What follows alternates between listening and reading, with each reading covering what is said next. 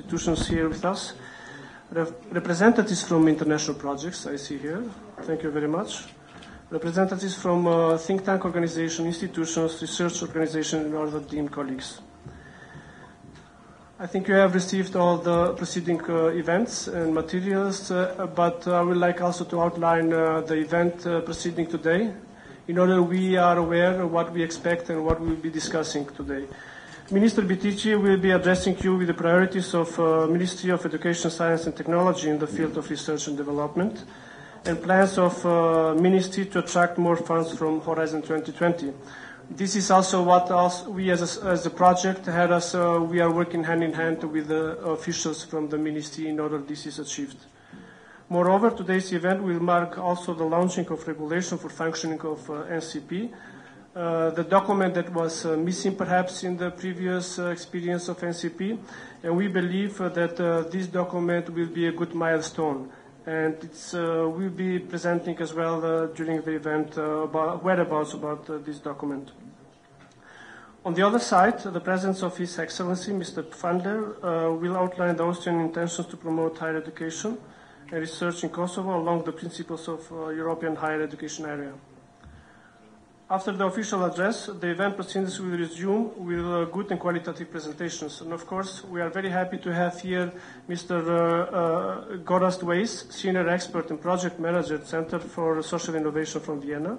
Thank you very much. Ms. Jamile Sinanay, Head of International Cooperation in Higher Education and Science Division. Thank you, Jamile. And last but not least, Mr. Bujar Garopeni, who is our National Expert of HERAS project. All the above presentation will treat the issue of Kosovo's participation in Horizon 2020, including the cases of Austria and Slovenia and what Kosovo could learn from it. Please allow me to mention that the project HERAS is a good and valuable cause for all involved stakeholders, since it enhances collective effort of public authorities, universities, academics, and students, together with stakeholder associations, employers, quality assurance agencies, international organizations and institutions, with the aim of accelerating higher education reforms in Kosovo. This is the task of HERAS project, together with the members of the consortium of Austria, Center for Social Innovation, OAD, to achieve the best outcomes from each activity. And of course, this would not have been possible without support of our donor Austrian Development Agency, for financial support and for great cooperation during the implementation of the project. Nevertheless, and without overdue, I would like to give the floor to Mr. Bitici for further proceedings. Thank you very much.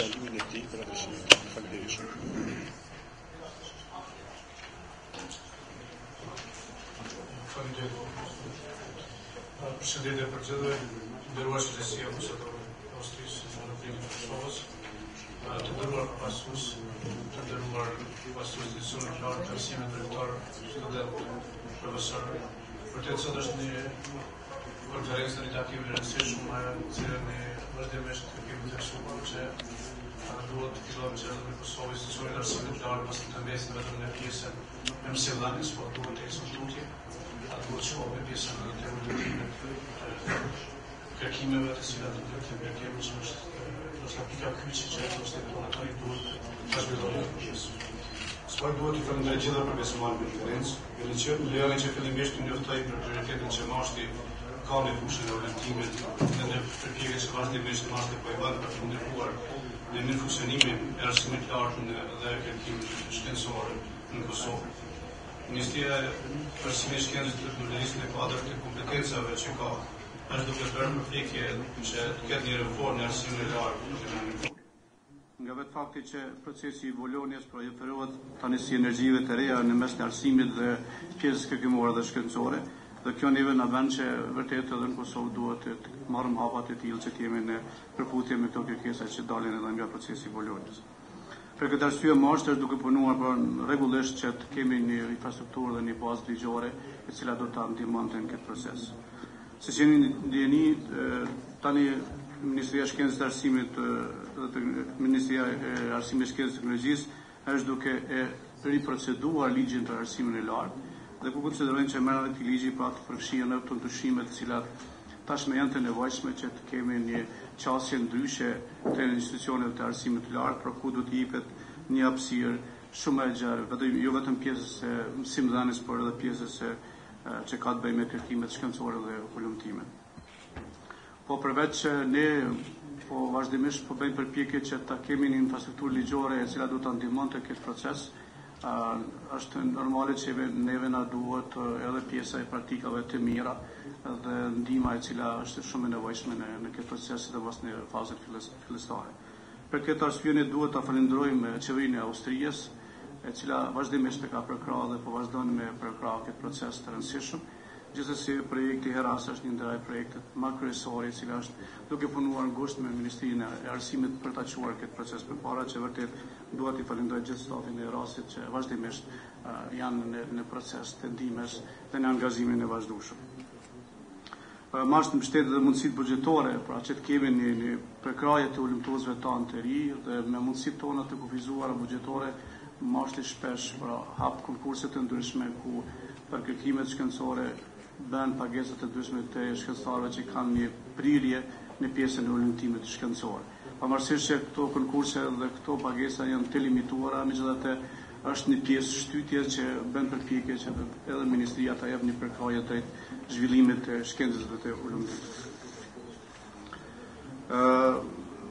Konsideroj që këto projekte të vogla, të cilat financohen nga Ministria dhe përpjekje tjera të përbashkëta përfshi përkrahjen e vazhdueshme të Herasit, do të na hapin një rrugë që të kemi mundësi për aplikime të reja, sidomos në fondet të mëdha që tani Bashkia Evropiane është e gatshme me i dhanë, pra me përkrahje dhe procesin e zhvillimit të kësaj lëmie. Siç e dini, pra Kosova tashmë ka një statut të Horizon 2020, edhe pse nuk është antar i plot, pra ka mundësi në aplikimet në këtë horizon dhe që të përfitojnë nga ky fond i cili ndahet në për çdo vit.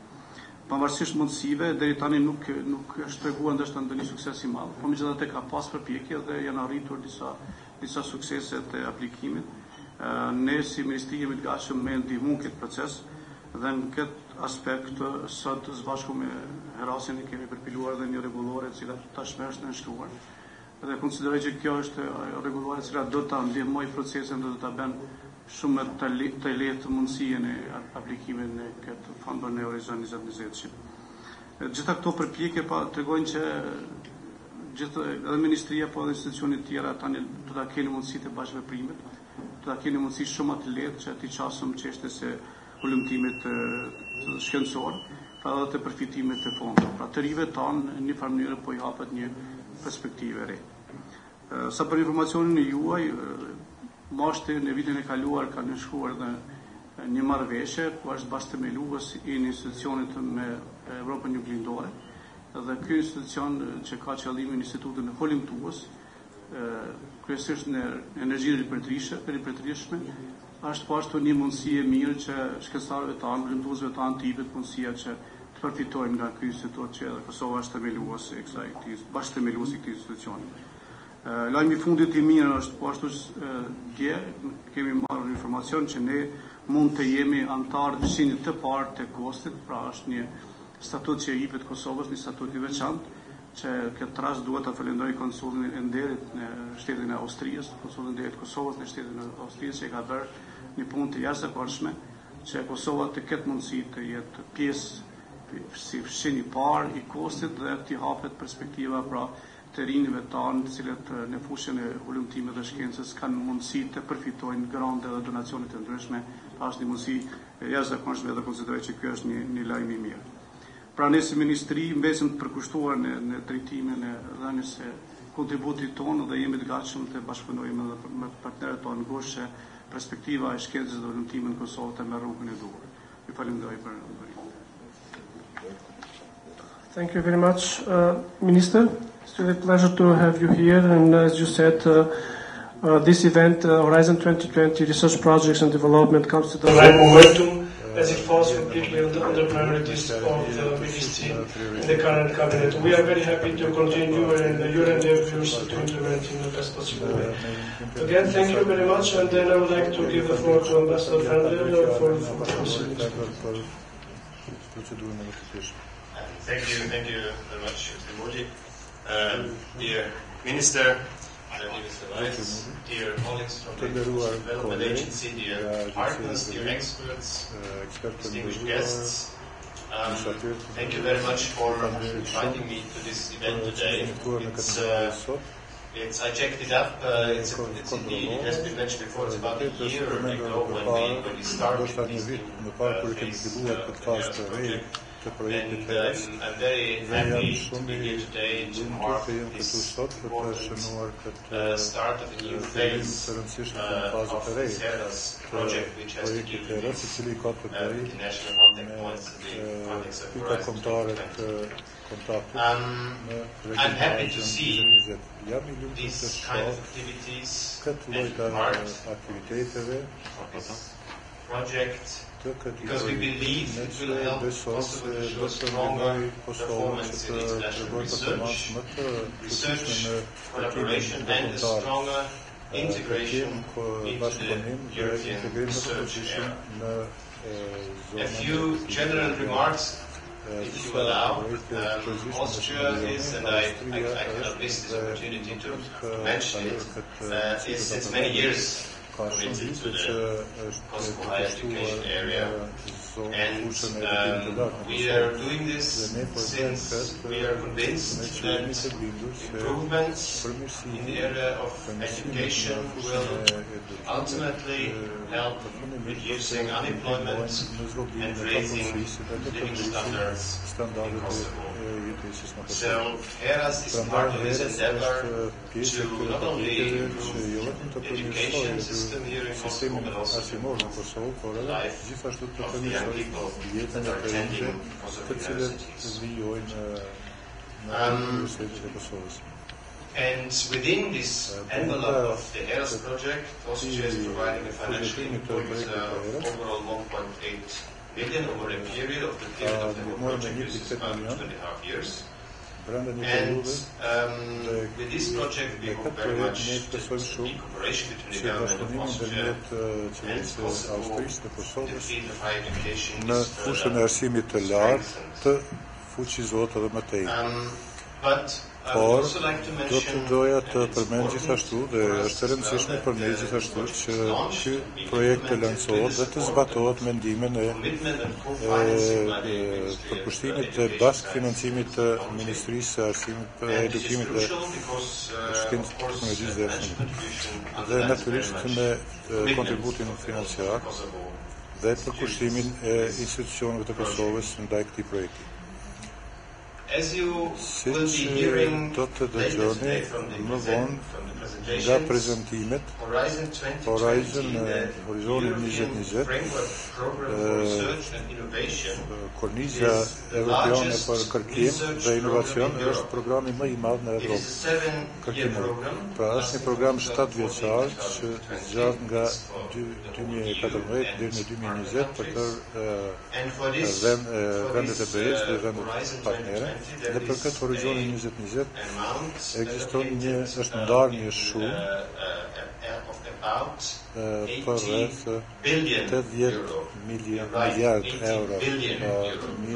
80 bilion euro. Në fillim mendova se ishte milion, mirë po kjo është bilion dhe është një shumë e miliard euro dhe kjo është një shumë e madhe për sistemin e arsimit të lartë në barë Evropën dhe për të saj, por gjë e rëndësishme është që Kosova duhet gjithashtu të jetë në zgjidhje të marrë pjesë më shumë në këtë mundësi që të cilën ky program e ofron.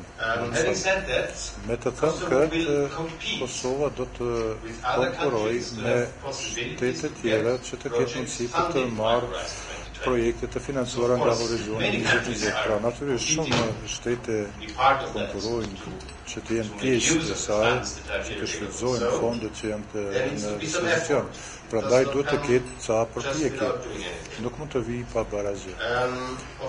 Natyrisht, kjo arrihet nëse organizatat kërkimore përmirësojnë aktivitetet e tyre kërkimore në pikpamje kualitative dhe stasiore. Kosovo has in Dhe fact Kosova already ka taken në good efekt steps ka to ndërmarrë develop hapa a të mirë special për regulation të on a zhvilluar national rregullore të contact veçantë points në system. sistemin e pikave kontare të kontaktit dhe nësa kuptoj disa nga këto pika kontare të kontaktit janë sot me një këtu. National contact point Dhe system këto will outline the pika kontare efforts të of the research kontaktit do të organizations, theksojnë higher education përpjekjet institutions, think tanks as kërkimore well as other në related fushën e institutions arsimit are të well lartë, think coordinated tanks, by si the dhe Ministry institucionet e tjera of të cilat koordinohen mirë nga Ministria e Knowledge. Arsimit, të Shkencës The dhe knowledge of each call of Horizon Njohuria 2020 e të is cilës disseminated timely and ftesë as a nga result, Horizon more funds 2020 should be absorbed by fakton që Kosovo më shumë fonde higher duhet të education ndahen institutions. nga Through this activity, the institucionet e High Heirs arsimit të lartë të project has done Kosovës. the Projekti very Heres much the mendoj right se thing ka to bërë help punën e the drejtë të Ministry duhur për të of ndihmuar Education Ministrinë e establishing Arsimit për të institutional themeluar mechanism mekanizma for the institucional development për of zhvillimin adequate e projects. projekteve adekuate. This should lead Kjo duhet towards an të increased çojë participation në një in pjesëmarrje më international të higher madhe education. në This is what it's all about. arsimin e lartë ndërkombëtar dhe kjo ka të bëjë me këtë. Dhe kjo mendoj se kjo është një mundësi e mirë dhe kjo do të kontribuojë gjithashtu në funksionimin e arsimit të lartë dhe kërkimit në Kosovë. I would like Do to të encourage, I doja would like të to congratulate first of inkurajoj all dhe all të stakeholders përgëzoj and së encourage all pari stakeholders and të gjithë beneficiaries pjesëmarrësit dhe present here today përfituesit të cilët janë to get të pranishëm actively sot që të involved përfshihen në in the mënyrë aktive implementation në of this zbatimin e project këtij and projekti help dhe të the cause ndihmojë of further improving higher përmirësimin education. e mëtejnë të arsimit të lartë në Kosovë. Ju falenderoj për vëmendjen tuaj. Thank you, Ambassador. Thank you. Faleminderit, Ambassador. Yes, all what is said here and is Tëra që something u that tha we will be këtu dhe discussing. diçka And të of cilën course, do ta if you diskutojmë, allow me, natyrisht nëse më we will lejoni. have further presentations from Mr. Sinani, prezentimin nga and Zoti then we will Sinani, continue dhe with the pastaj do të presentations vazhdojmë me of prezantuesit të tjerë and Buja, and definitely we would like to hear your feedback. Gjithsesi të And shërë the të intention kuptojnë here is not that we informatën discuss kryqit and tuaj, we present, but definitely your feedback, especially NCPs who are here with us, and maybe there will be still new faces of NCPs depending on the ministry, and we will support fully all activities preparations together with the ministry. dhe të koordinojmë gjithë aktivitetet me Ministrinë Shamilje e këtë. I nderuar ministër, i nderuar ambasador, të nderuar ekspert, të nderuar pranishëm. Më lejoni fillimisht që falenderoj për pjesëmarrje në këtë organizim. Në prezantimin tim pak në pika të shkurtra do t'ju prezantoj sistemin e NCP-ve në Kosovë dhe dispozitat e reja që dalin nga rregulloria të cilën ministri sapo njoftoi është nënshkruar.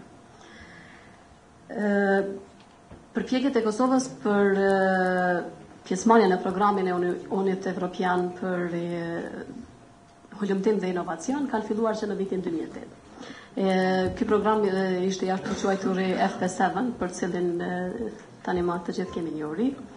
Në atë kohë mungonte mbështetja institucionale për mobilizimin e hulumtuesve. Nga viti 2008 deri në vitin 2013, Kosova ka patur vetëm një individ si pikë kontakti dhe në angazhim të pjetshëm. Kryesisht si pikë kontakti që dhe sot e kësaj vite ekziston, është udhëhesi i divizionit për bashkëpunim ndërkombëtar, në këtë rast jam unë aktualisht. Në vitin 2013, po ashtu me përkrajen e projektit Heras, është zhvilluar sistemi NCP-ve për Kosovën. Puna e NCP-ve ndonse e fragmentuar, shihet të dhënë rezultate në rritjen e numrit të aplikimeve. Nëse i referohemi vitit 2015, dikun kem pas 56 aplikime nën prej të cilave janë mbështetur prej Komisionit Evropian. Megjithatë, në periudhën 8 vjeçare, koordinatori kombëtar është ndruar disa herë, me hapësirat konsiderueshme ndërmjet nominimeve, e që ka rezultuar në humbje të koherencës veprimeve. Për këtë arsye, gjatë vitit e kaluar, në përpjekje për të rifunksionalizuar sistemin, do më thënë masht ka bërë edhe ka zhvilluar takime me NCP-t. Në këto takime kemi ardhur në konstatim se sistemi nuk është funksional siç duhet, Dhe disa NCP-ve po ju mungon të udhëzimet e sakta se cilat janë prishmërit nga masht dhe në të njëjtën kohë edhe prishmërit e masht ka shi NCP-ve nuk ishin të definuara qartë. Për këtë arsye kemi konstatuar se nevojitet që të rifunksionalizohet sistemi dhe kemi bënë një grup punus me Heras për çka dhe i falenderojmë për përklarjen e tyre të vazhdueshme. Dhe kemi ardhur në opsione se si do të duhej të funksionalizohej sistemi. Dokumentet bazë në të cilat mbështetet puna e NCP-ve është dokumenti Minimum Standard and Guiding Principles Document, që është i draftuar prej Komisionit Evropian dhe është një dokument referencë për të gjitha vendet pjesëmarrëse në program. Mbështetur po në këtë dokument, masht edhe ka miratuar rregullore, e cila udhëzon veprimet, përgjegjësitë kontraktuale, detyrat, raportimet e të tjera. Mbështetur po në këtë rregullore, sistemi i NCP-ve në Kosovë do të jetë sistem i decentralizuar. Për sistemet në prezantimin pasmeje nga eksperti zotri Goraz do t'i kemi sqarimet çka ne kuptojmë me sistem decentralizuar dhe çka me sistem të centralizuar. Pra, edhe një herë e them, në Kosovë është sistemi i decentralizuar që qëndron po ashtu i njëjtë me atë cilin e kemi themeluar në vitin 2013. Dhe kemi koordinatorin kombëtar dhe 9 pika kombëtare të kontaktit të ndara sipas fushave tematike. Sigurisht fushat, po ashtu fushat tematike kanë referencë dokumentin bazë të Komisionit Evropian, e që në bazë të këtij dokumenti vendet e Komisionit Evropian kanë 22 NCP. Mirë po, në Kosovë kemi ardhur në konstatim se është më racionale të kemi 10 NCP dhe kjo për arsye se Kosova është një vend i vogël, pastaj kemi një nivel të ulët të aktiviteteve hulumtuese, për më tepër po ashtu ka qenë nevojshme që të kemi një sistem të përballueshëm në aspektin financiar. Në VM kemi slajdin që janë të ndara fushat tematike për Kosovën, që do me thonë kemi koordinatorin nacional në aspektin ligjor dhe financiar e kështu me radhë. Do me thonë fushat tematike për të cilat masht i ka NCP-t përkatëse, e që do të jenë në gjendje të ofrojnë komunitetit shkencor dhe gjitha grupeve interesit ekspertizën e tyre të nevojshme. Se si masht do të mbështet funksionalizimin e NCP-ve, fillimisht do të kemi një plan veprimit që të përbashkët se për t'i arritur përpjekjet për pjesëmarrjen e Horizon, do t'i kompenzoj NCP-t, siç është e paraqare dhe në rregullore, gjithashtu do të mbuloj, domethënë shpenzimet e secilit NCP për një konferencë që ndërlidhet me aktivitetin e tyre të drejtë për drejtë. Kurse nga NCP-t, po ashtu pritet që të ofrojnë mbështetje të personalizuar komunitetit, pra të ofrojnë mbështetje të gjitha grupeve të interesit në procesin e aplikimeve, përgatitjet granteve, të ofrojnë informata në menaxhimin e projekteve, të organizojnë punëtori, ngjarje informative e të tjera. Dhe këto janë disa nga planet e ardhshme që konsideroj që së bashku me NCP-t dhe pashtu jemi me fat që kemi edhe partnerin Heras në këtë aspekt, pashtu kemi edhe Komisionin Evropian që është aktiv në këtë komponent, do të mujmë që shumë letë t'i arrim me vullnetin e duhur. Unë ju falenderoj të gjithve për durimin, për vëmendjen, po saqërisht dua edhe një herë t'i falenderoj projektin Heras, kolegët, falenderoj NCP për punën e deri tashme dhe uroj që veprimet e ndërmarra për të krijuar qëndrueshmëri në sistem do të kenë një impakt në rritjen e numrit të aplikimeve dhe projekteve të financuara në programin Horizon 2020. Thank you very much, Chamile, for your insights and very comprehensive presentation. We will go now with the presentation from Mr. Gorazd Weiss who really has very good cases that he will present here with us, and the case of Austria and the case of Slovenia. However, just allow me to say what Jamila mentioned. We as a project heads, we will be following up with capacity building, good trainings that we will be targeting SCPs during the day-to-day work as well as improving the capacities of the research and development projects. Good morning to everybody.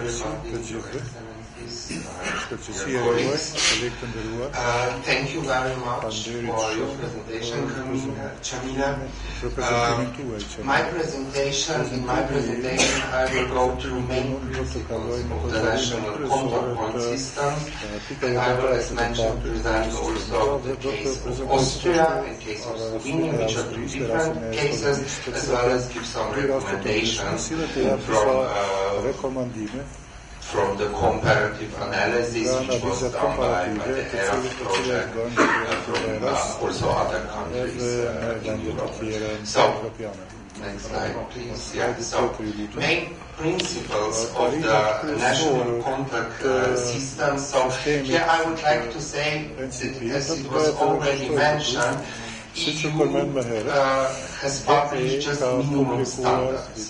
So EU does not prescribe the countries how to organize or finance the national contact point system. However, this national contact point system is different in each country.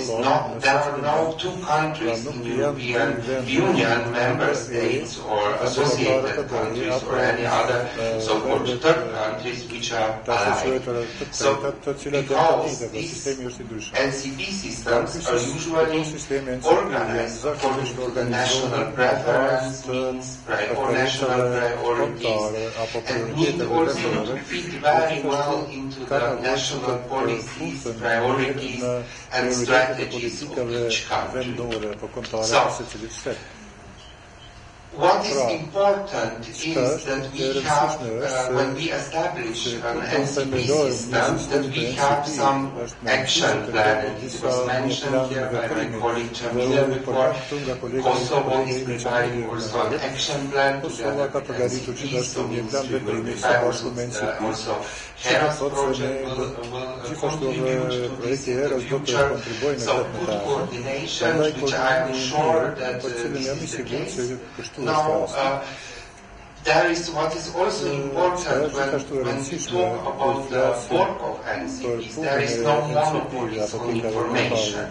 Information needs to be accessible for all the stakeholders, not just for public universities or for SMEs, but in Horizon 2020 we have different stakeholders. One of the stakeholders are also civil society organizations, companies, industry, businesses, small and medium-sized companies, research institutes, and so on. So it's not, Horizon is not just about the universities, it's about the research and innovation.